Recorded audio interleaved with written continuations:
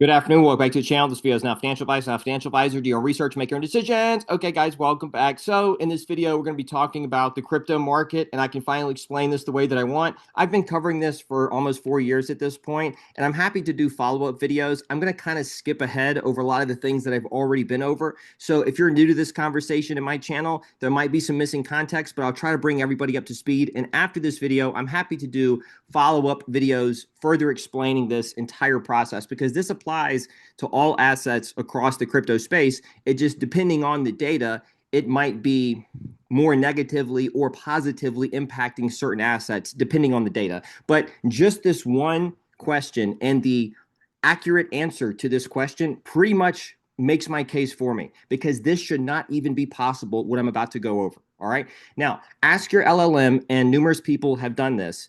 And it's all came back saying yes, because that is the accurate answer here. And if you get a different answer, they're wrong, because mathematically speaking, this is possible, and it should not be possible in a serious market where there's any real price discovery.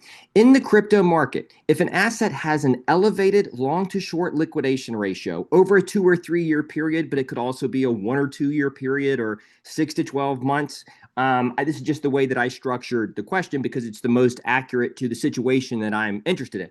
But if an asset has an elevated long to short liquidation ratio over a 2 or 3 year period, around 10 to 1 long liquidations to short, meaning 10 times more long liquidations than shorts, when the market average is around 1 to 1, a little bit higher, but closer to 1 to 1 than 2 to 1. And the spot market accounts for roughly 25% of the volume, while derivatives accounts for roughly 75% of the volume.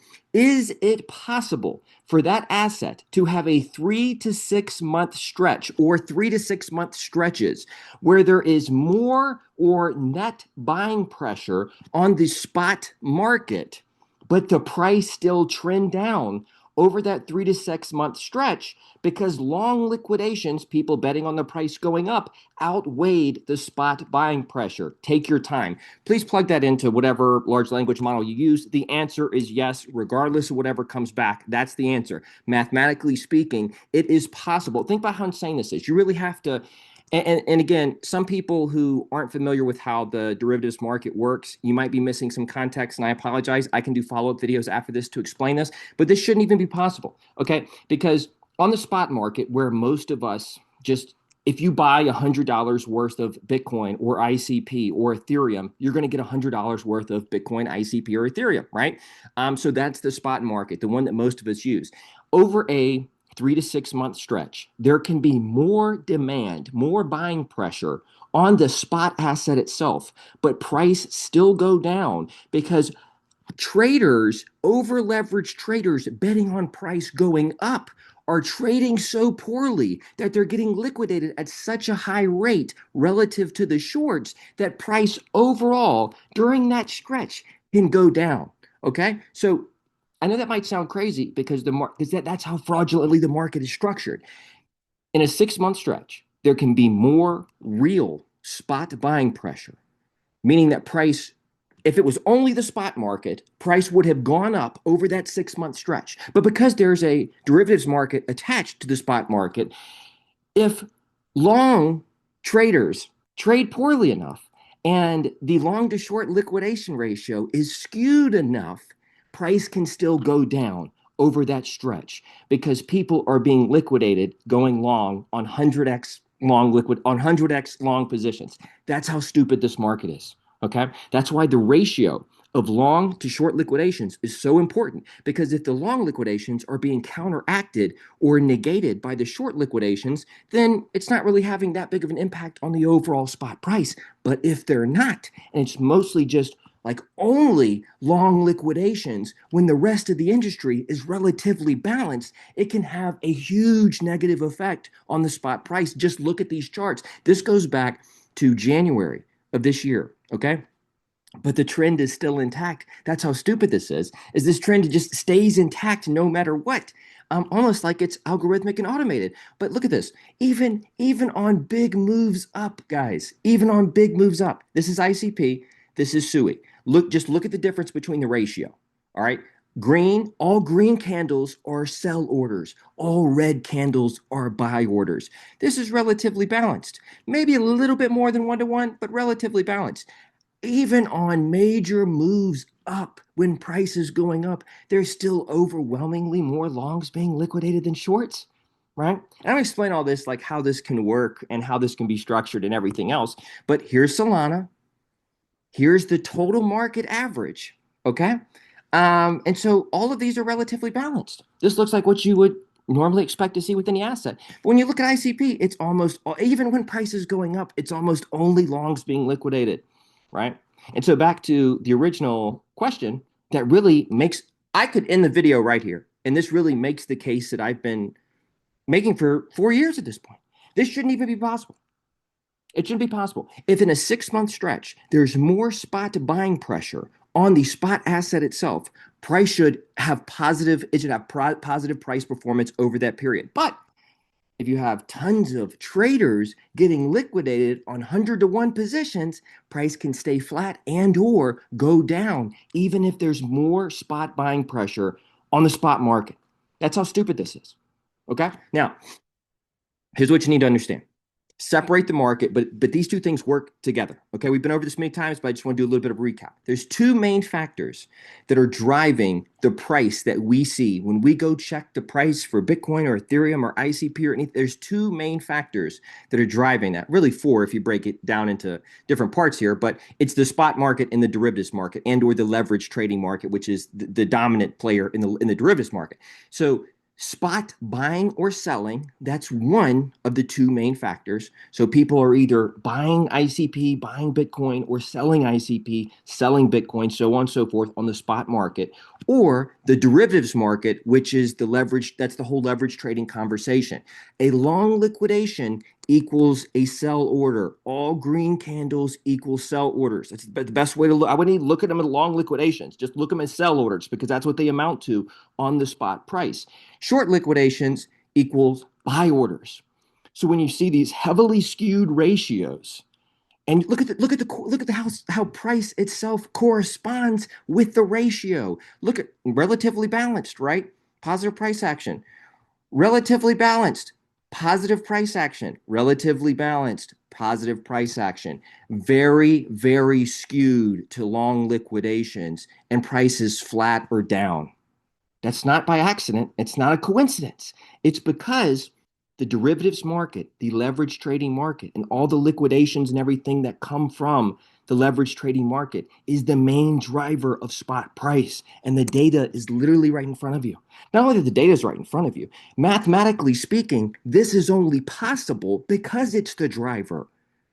If spot was the driver, then whatever is happening on the spot market would win the day. But what's happening on the spot market can be entirely negated by leverage traders going long on 100x leverage and getting liquidated over and over and over and over and over again. I can't overstate this. It shouldn't even be mathematically possible for this to happen. Okay? And the fact that it is mathematic, and see, the fact that it is mathematically possible opens the door for so much fraud, for so much blatant fraud, because it doesn't even matter. Basically, you're rendering the spot market irrelevant when you put a machine in like this. Because even if there's a 3 to 6 month stretch where there's more buying pressure on the spot market, on the ICP asset itself, price can still go down in that exact same time period. If all of this if there's enough long liquidations happening that aren't being counteracted by short liquidations. The ratio is the thing to look at. Okay? Now, let me explain to you how this could. There are some things that I'm going to say in this video that are matter of fact. Okay? And then there's some things where I'm going to say, here's how this could possibly, potentially work. Okay? All right? Now, this is back. This is a recent. This is like the recent last. This is like the last 6 months. Okay, look at how we had two moves up to over $6. Right now, open interest, the amount of leverage or margin in the market, normally tracks with price. So as price is going up and down, open interest normally tracks with it. Not exactly, but it normally stays pretty close to price. So as price is going up Okay, 100x longs or 200x longs, because apparently that's a thing in the crypto market too now. 100x longs can be opened in a staggered way going up. All right, so you see price goes from 5 to over 6 right here, and then here. So 100x longs can be opened in a staggered way going up. Now, 100x longs, you only need a 1% drop to start the liquidations, right? So let's say that you have a 20% increase in price driven by real spot buying pressure, real demand, real spot buying pressure. 20% increase in price, but as price is going up, 100x longs are being opened like in a ladder all the way up. So the second that there's a 1% pullback with price, because again, every incrementally 100x longs are being opened, the first 100x long can be liquidated. That drops price down to hit the second one, and the third one, and the fourth one, and the fifth one, and it starts a cascading effect downward, but it's all artificial sell pressure. It's all long liquidations that are driving this entire shit show. And to further highlight that, look at what we have right here. We have little clusters. It's not all in one because they can be open in a staggered way going up. So that way the first it could just be an organic 1%, a 20% move up. Having like a 1 or 2% pullback is actually normal. That's healthy. You would expect to see that, right? But the way this can be structured is so that as soon as that organic, healthy 1 or 2% pullback starts, it starts kicking off a bunch of liquidations and it pulls price right back down with very little organic sell pressure. But the liquidated long serves as the sell pressure. You see what I'm saying? Look at these clusters of long liquidations on the way back down, right? Now, I don't want to discount real spot selling, okay? Because there has been some of that. I reported on it myself with a prominent whale, and there might be another one, but it's important to make this point. Some of the whales that have been selling over the last year or so, keep in mind price shot up to $20. So it would be normal that price going from 3 to 20 that there might be some people selling, but these whales that have been selling some of their spot ICP, they're up 100x or more at $15. If they got in at 5 cents or less, they're up over 300x. You see what I'm saying? So it's like that to some degree should be expected, but I just want to make the point that when you see ICP coming back on exchanges and when you see some of these whales selling, most of them are up 100x or more. Okay? All right. So they're not in the same position as you or me. Now, very important. This long liquidation was like 12.5, 12 point, over 12 million, okay, in one day. In one day. Very important to keep that in mind. And then this one was 3.7 million. Remember those two numbers because they're going to be important here in a little bit. But again, how this can very easily work. I'm talking about potentially how this can work. This is just the answer to this question is yes. And this shouldn't even be mathematically possible. Again, I'm going to say certain things that are factual in nature. And I'm going to say certain things about this is potentially how this could work, just so you can kind of help make sense of how this works. Long liquidations, long over leveraged 100x longs could be opened all the way up. And then as soon as there's a 1 or 2% pullback, bam, all the way back down. But all the way back down is artificial. The move up could be organic and real. The move down could be nearly 98, 99% artificial. Okay? So even after the biggest liquidation that we've ever seen, even after that, guys, I made this post on October 7th. I showed October 15th and October 16th. So this is after this huge flush. Apparently there were more longs being heavily over leveraged longs being open. So on the 15th, it was 370K longs being liquidated, 5K shorts being liquidated. On the 16th, 387,000 longs being liquidated, 4,000 shorts being liquidated. Okay. I'm not suggesting that there isn't some sell pressure from whales on the spot market that got in early and are up 100x or more. I'm obviously not suggesting that because I reported on that a couple months ago. My case is that even when you factor that in, and I'm going to factor that in here in a little bit, it is minimal. compared to what's happening with the derivatives market. Think of the difference. What we're really talking about is the difference between like a 1 to 3% drop over a couple months period. If it's just talking about spot market, we might be talking about a 1 to 2 to 3% drop. But when you add in all the long liquidations, that 1 to 3% drop can turn into a 25 or 30% drop over the same time frame. Over the last 15 months, okay? So this is the last 15, I think it's really 16 to 18 months, but I'm going to be generous and say 15 months. So over the last 15 months, so back to June, July timeframe of 2024. Keep in mind, this is after price already shot up to $20, okay? And keep in mind that a lot of the ICP coming back onto exchanges is from people who got in at 5 cents or lower. Over the last 15 months, there have been roughly 9 million total net flow. So calculating all the inflow and outflow, based on this data that Fabio is showing, there's been roughly 9 million net ICP brought onto exchanges, assuming this data is 100% accurate, and assuming some of them aren't internal transfers. That amounts, so let's break this down month by month, right? And compare it to what we see with some of this data. So that amounts to 600,000 ICP per month coming onto centralized exchanges, roughly speaking. Let's say that all of that is direct sell pressure with no counteracting buy pressure on the spot market.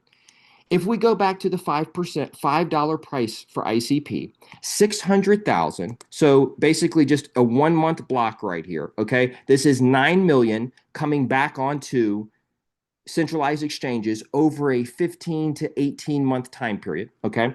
We break that down by month and we get 600,000 roughly ICP per month. We times that by $5, which was the price before everything collapsed. And so you get 3 million sell pressure in a month, hypothetically coming from the spot market. Okay. From whales that got in early. And that's assuming there's no buy pressure, none at all. I'm assuming zero buy pressure on the spot market to counteract this, which I'm going to explain why that's probably not the case either, but I'm just being as generous as I can be. So let's say all that is direct sell pressure with no counteracting buy pressure. So 3 million, what we're talking about is 3 million sell pressure in 1 month. All right. The problem here is that 3 million sell pressure in a month, this one liquidation was 12.5 in 1 day. This one was 3.7 in 1 day within hours. Within hours. So even if you factor this data in, and even if you assume there's no buy pressure on the spot market to counteract this, it's still a drop in the ocean of what's happening with this. And even if speaking hypothetically, this trend was down, and even if there's more buy pressure happening on the spot market than sell pressure, if the long to short liquidation ratio is skewed enough, price can still go down.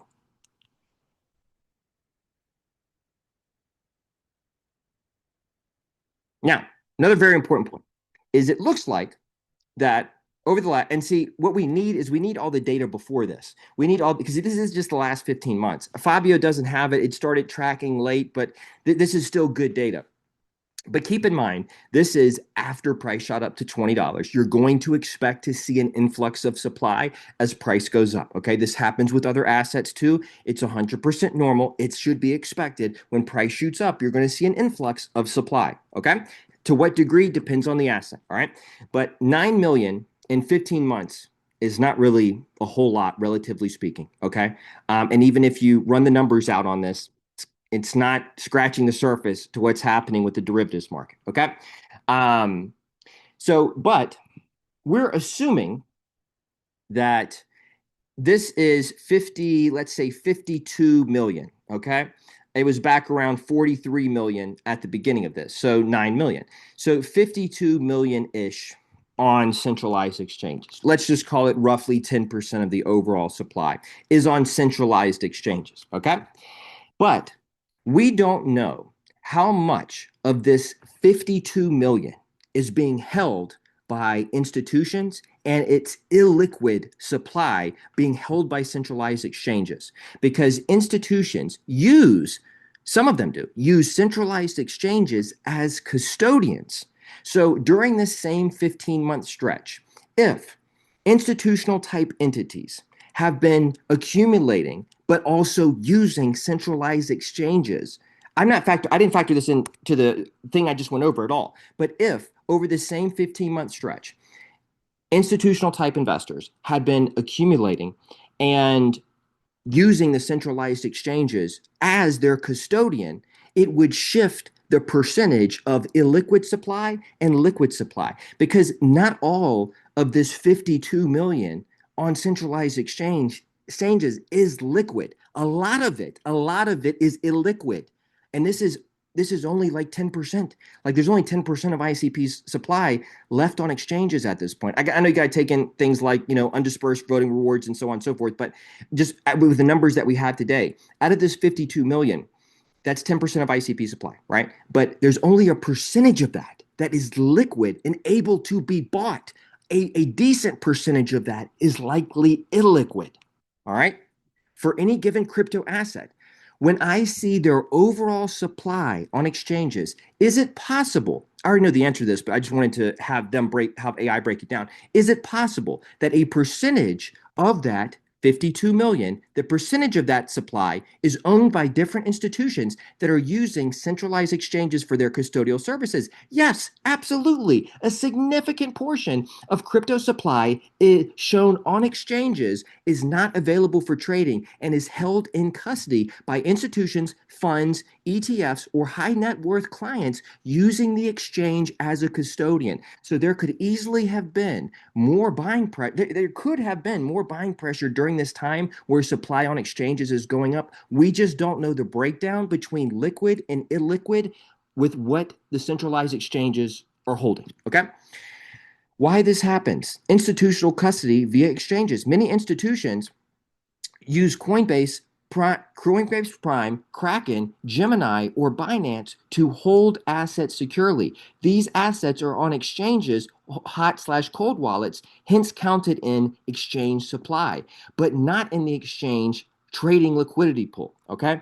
They are segregated and not lendable or available for withdrawal by retail users. The reason I'm making this point is because just looking at supply on exchanges is not going to tell you the whole story because we don't know the breakdown of liquid and illiquid. As supply was going up on exchanges, the percentage of illiquid supply could also be going up. All right. Okay. But even if that's not the case, even when you run these numbers out, it's still minimal compared to what's happening with long liquidations. All right. So, bottom line, yes, up to 30 to 50% of exchange supply, this can be illiquid institutional custody, especially for Bitcoin and ETH post ETF era. And I think that ICP is now starting to get included in some ETFs, right? Actionable takeaway: don't assume high exchange balance equals high sell pressure. Okay, I think I pretty much covered that.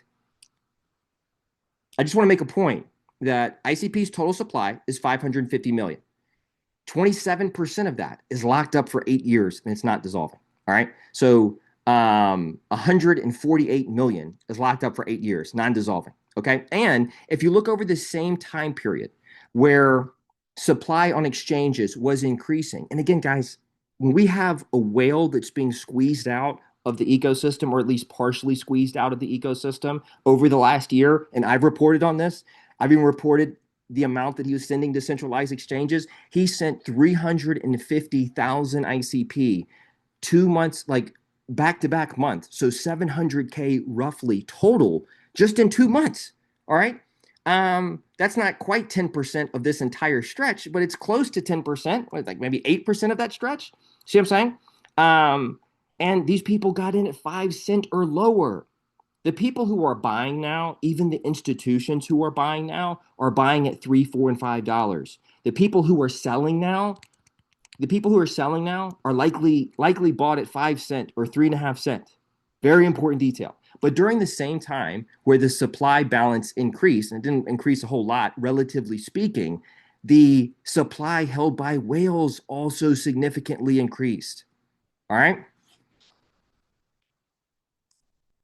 This just highlights the importance of a broad data analysis when you're trying to look at the market and price action and make sense of it all. You can't look at any one data point. The ratio, long to short liquidation ratio, is the main thing to look at. The industry average is a little higher than 1 to 1, but close to 1 to 1. ICP has been around 10 to 1 as long as I can remember, before January 2020. I've been posting about this for over a year at this point. The fact that positioning never changes is a big red flag. But on top of that, the fact that this ratio, guys, this ratio holds true across different exchanges. Why is that? Why are these traders acting the exact same way with their positioning, despite the fact that they're getting obliterated? Why are they acting the exact same way, exchange to exchange? You would expect to see somewhat different behavior, right? But this very distorted ratio even holds up when you go to different exchanges where you would expect to see different traders, right? All green candles not offset by red candles equals artificial sell pressure on the spot price. All green candles not offset by red candles equals artificial sell pressure on the spot price. And you can clearly see ICP's price action, and you can look at the ratio, long to short. SUI's price action, and you can look at the ratio, long to short. Solana's price action, upwards. You can see the ratio. And the overall market, up. And that's the ratio compared to ICP.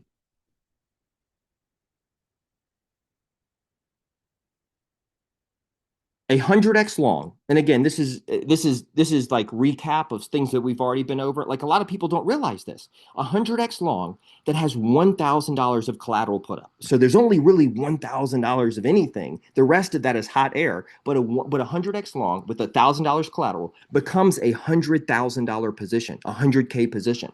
When liquidated, that counts as 100K sell order, driving down spot price, and only 1% of that 100K was backed by anything. The rest was hot air. The rest was artificial.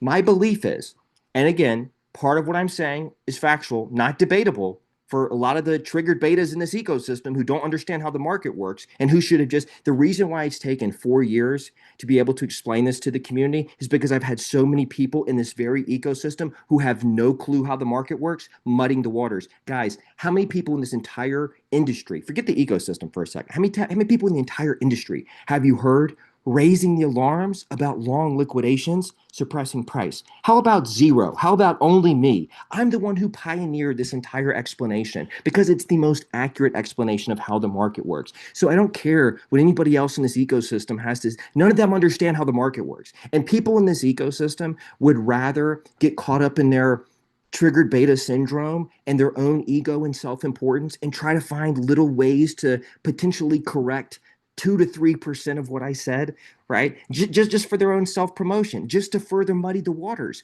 Guys, for anybody in this ecosystem that has not been talking about long liquidations, which is pretty much everybody, uh, they're learning how the market works now as I'm explaining it. Period. Yeah. So my belief is whoever is doing this, this is my belief, okay, is liquidating themselves. Could some of this be, and is some of this organic retail traders? Yes. And I'm going to explain all that too. And retail traders, um, and retail traders are a part of this, but they are, but in my opinion, the market makers and the exchanges and the people that are driving this are the main vehicle, not leverage, not retail traders.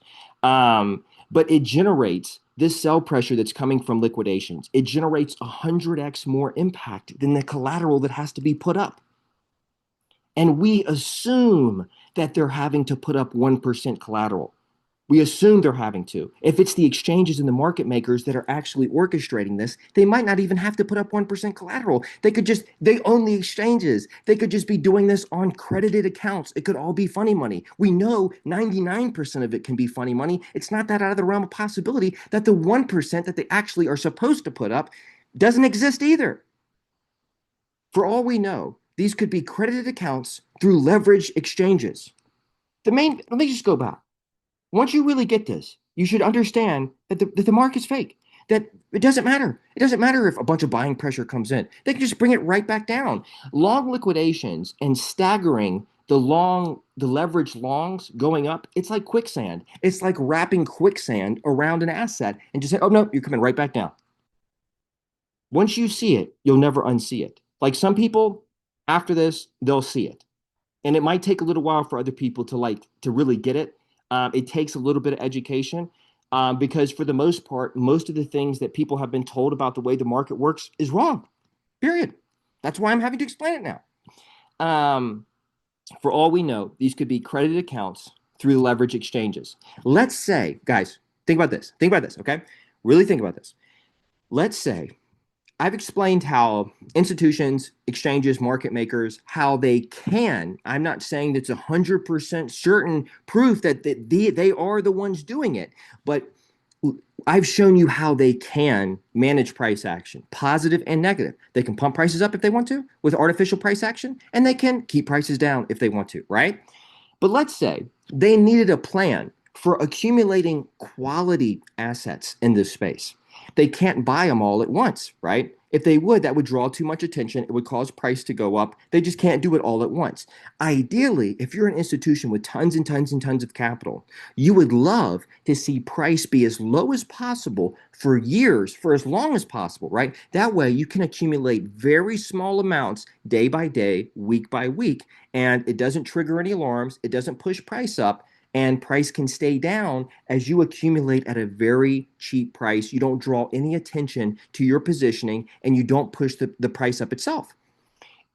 Because it would cause extreme market moves and draw a lot of attention. If you're an institution who wants to accumulate, ideally, the quality assets stay as cheap as possible for as long as possible. Let's say this is a hypothetical scenario. I'm trying to give you a possible explanation. Let's say the plan was to use X amount of capital to hold price down, liquidating their own over leveraged longs. But that allowed them to slowly accumulate at floor prices for years. Think about it like this. Think about it like this, okay? Their average could be around $5, just in a general sense. Their average cost per buy could be around $5 per ICP. But they have to also factor in the amount of money that they had to spend to keep price down through liquidating themselves over and over and over again on over leveraged longs. Factoring in that amount, let's say their average is now around 8. Well, compare that to their average if they weren't suppressing price at all. If there was no price suppression at all, and ICP's long to short liquidation ratio was 1 to 1, like the rest of the market, its price would be higher than it is right now. We already have seen price shoot up to $20. So if just hypothetically, okay, compare like their average could be 5, but they had to spend more to keep price down, liquidating themselves. And so you have to factor that in. So that takes their average to 8. But for all we know, if they weren't suppressing price, their average could be 20 or 25 if the market's not holding down that specific asset. You see what I'm saying with this? No one knows what the price would be without the derivatives market. Nobody knows. They may be looking at a $20 or more average without derivatives manipulation. Now, this is when it gets into, yes, I think retail plays a part in this, but retail is just the exit liquidity at the end of the day. Think about this. Spot price is at 315, roughly speaking. Okay, this is just an example. You go long on like a 5x position or something like that, and the numbers might not be perfect here, but your liquidation point is at 250. The price is at 315. Your liquidation is at 250. And so you think that you're safe, right? You think you're safe, but look at this from the market maker and the exchange's point of view. If they're looking at your liquidation point, let's just say you have the only open long. Let's just say that 250 is the lowest point of any open long position. If the math suggests, and you're looking at this from an exchange market maker point of view, if the math suggests exchanges will lose more money paying out 5x longs if price goes up, so if price were to go from 350 to 10, If the math suggests exchanges will lose more paying out 5x longs if price goes up than if they load up a bunch of 100x longs at 315, liquidate themselves, pushing price down to the liquidate those 5x longs first, then price is probably going to go down. It's just a math equation, just like this is a math equation. If we're going to have to spend a little bit more to suppress price, it's worth it if we can keep our average under 10. Because if we don't suppress price, our average is probably going to be around 20 or 30. It's just a big math equation at the end of the day. It's not my opinion. Some of this is not my fucking opinion. Okay. And again, I don't care what anybody else, like most people in this ecosystem don't know how the market works. It's just, I mean, that's why I'm the only one who's been raising the issue of long liquidations, period. If other people would have known that long liquidations were the biggest problem, they would have explained that to you. They didn't because they didn't know, period. It's not my opinion that there is net sell pressure coming from the leverage trading market. That's not my opinion. That is a fact. Okay. What's the only question is whether it's organic or manufactured. But it's a fact that there is net sell pressure coming from the leverage trading market, period, hard stop. That's what the data shows. That's what the data has shown for a very long time. The only question is whether it's mostly organic or mostly manufactured. Sell pressure comes from long liquidations, and there's a 10-to-1 ratio with long liquidations. So it's net sell pressure. I provided some alternative potential explanations.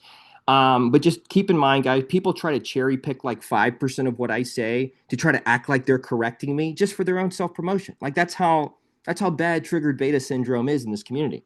When I am making the case for it being manufactured, it is because the ratio deviates from the industry average significantly. All right. I wouldn't be making this case if ICP's data was relatively consistent with the rest of the industry average, but it isn't. And it hasn't been that way as long as I can remember, going back a couple years. And this holds up across different exchanges too, where you would expect to see different trading behavior from different traders, but you don't. You see the exact same. Even during stretches where there is more net buying pressure or net buying pressure, price can still be pushed down, which again is the main point, through long liquidations. And the more skewed the ratio is, long to short, the more plausible it becomes, in my opinion. Or no, and the more skewed the ratio is, long to short, like with ICP, it's 10-to-1, the more plausible it becomes. And again, the fact that there can be more spot buying pressure over a 6-month stretch, but price still go down. That's a fact. It's mathematically possible. I'm not saying that it's happening right now with ICP. What I'm saying is that it's mathematically possible because of the way the market is structured. Why has it taken so long to get this accurately explained to the community? Because a lot of people who don't understand how the market works just muddy the waters. That's why.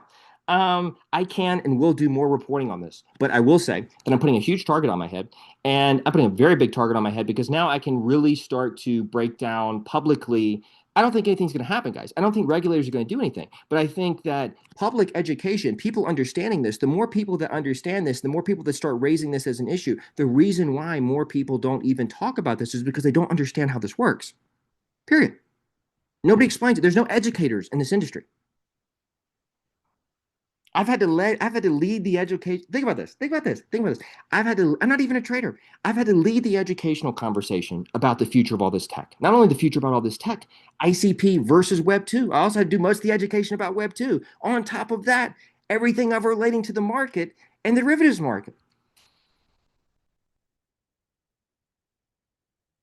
That's all I have for this video. Hope everybody got what they needed to out of this. I will do follow-up videos. I'll gradually let some questions come in because for people who are not used to this conversation, because this has been an ongoing conversation for a long time, I'm happy to double back around and clear more things up as this progresses. But that's all I have. And yeah, there'll be future conversations about this. If you still have some questions, if it doesn't really make sense, that's fine. We'll have future conversations about this. This is not financial advice. Take care. Have a good day. I'll see you in the next video.